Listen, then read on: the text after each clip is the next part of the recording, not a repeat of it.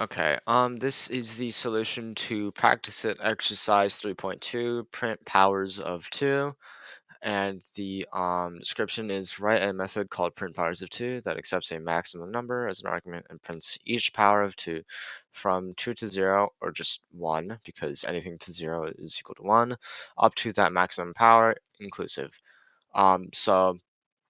The examples they give are printPowersOf 2, and the number they give you is 3.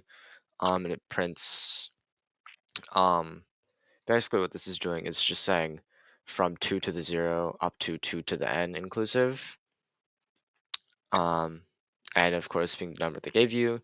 And so it goes 2 to the 0, which is 1, 2 to the 1, which is 2, 2 to this 2 squared, which is 4, and 2 to the third, which is 8. And then same with 10, goes all the way up to this. And this is basically just saying, well, the way you could do this is just a pretty simple for loop. You just have to do 2 to the power of I, and then add the space for formatting. And remember, you start from 2 to 0 inclusive, which is why this is less than equal to, and why I starts at 0. And if you print this out, that is correct.